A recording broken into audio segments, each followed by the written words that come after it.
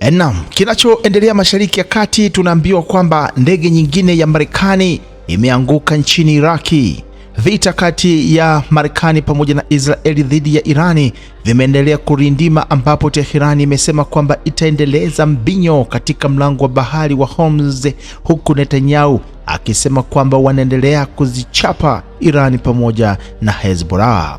Ndege ya Marekani ya KC-135 ya kuongeza mafuta angani imeanguka magharibi mwa Iraq, huku ndege ya pili ambayo iliyokuwa inahusika katika tukio hilo ilifanikiwa kutua salama, kwa mujibu wa kamandi kuu ya jeshi la Marekani kanda ya Mashariki ya Kati ya CENTCOM. Kuanguka kwa ndege hiyo hakukusababishwa na shambulio la adui, ingawa jeshi la Irani limedai katika taarifa yake kwamba kundi moja wa washirika wao nchini Iraki ndio wamedungua ndege hiyo kwa kombora na kuua wafanyakazi wote wa ndege hiyo. KC-135 ni ndege ya 4 ya kijeshi ya Marekani kuanguka tangu vita hivyo vizuke.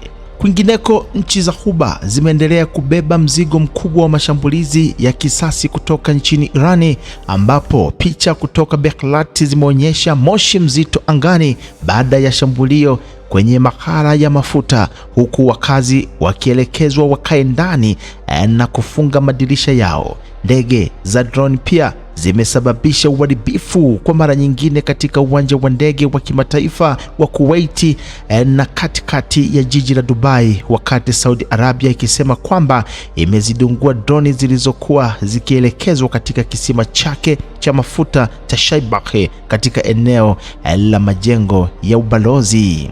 Katika hatua nyingine, waziri mkuu wa Israeli Benjamin Netanyahu alisema kuwa kampeni ya pamoja ya Marekani pamoja na Israeli inaendelea kuikandamiza Irani pamoja na kundi la wanamgambo la Hezbollah.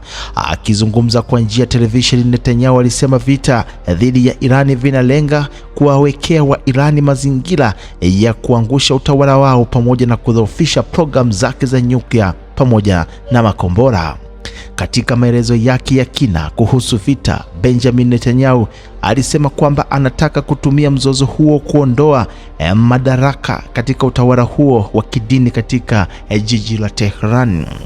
Netanyahu pia ametuma ujumbe binafsi kwa kiongozi mpya wa Irani akisema kuwa wamemwondoa mtawala wa zamani na mtawala mpya ambaye alimtaja kwa jina la kibaraka wa jeshi la walinzi la mapinduzi hawezi hata kuonyesha uso wake hadharani.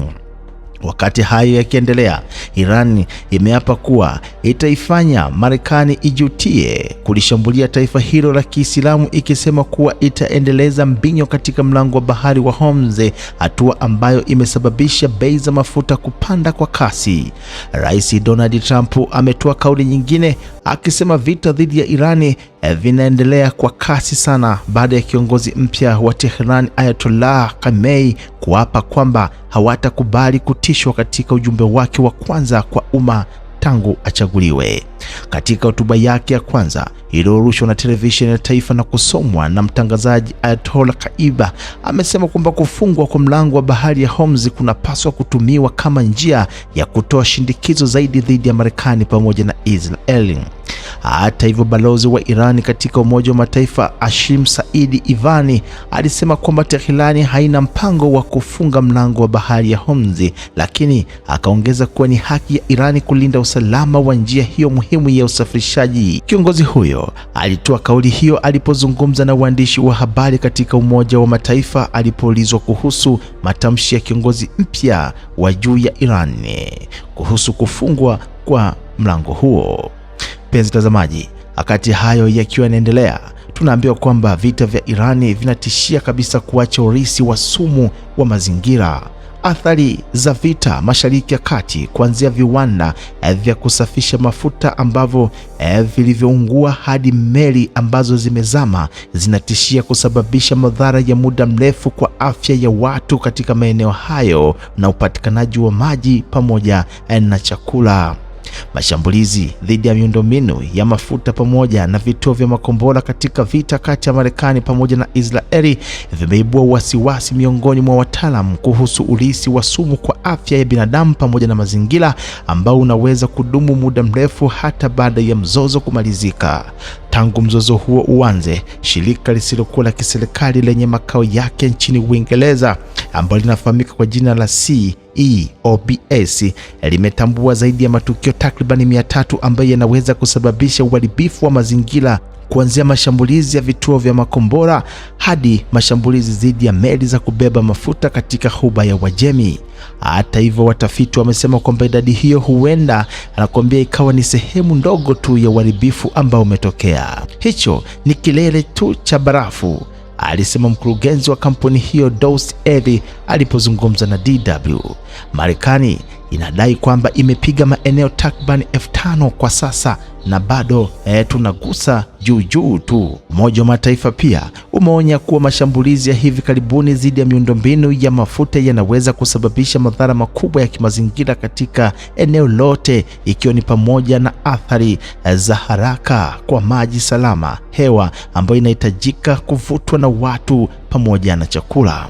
Dalili moja ya hatari hizo ilionekana wakati mvua nyeusi, mchanganyiko wa mafuta pamoja na mvua ilipofunika barabara za Teherani kufuatia mashambulizi ya Israeli mwishoni mwa wiki dhidi ya vituo kadhaa vya mafuta.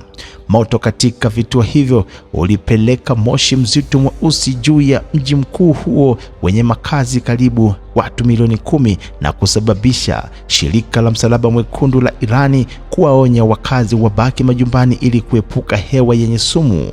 Baadhi ya wakazi wanaripotiwa kupata maumivu ya kichwa pamoja na matatizo ya kupumua. Moshi huo huenda ulikuwa ni vichambuzi, ikiwemo chembechembe ndogo hewani za dioxide pamoja na sulfur pamoja na msondo tete yenye sumu pamoja na bidhaa hatari, alisema Zsolt Kofi, profesa katika kampuni hiyo. Chembe hizo zinaweza kupenya ndani kabisa ya mapafu na kuhusisha ongezeko hatari ya magonjwa ya mfumo wa upumuaji pamoja na moyo, hasa kwa watoto wachanga, wazee pamoja na watu wenye matatizo ya kiafya.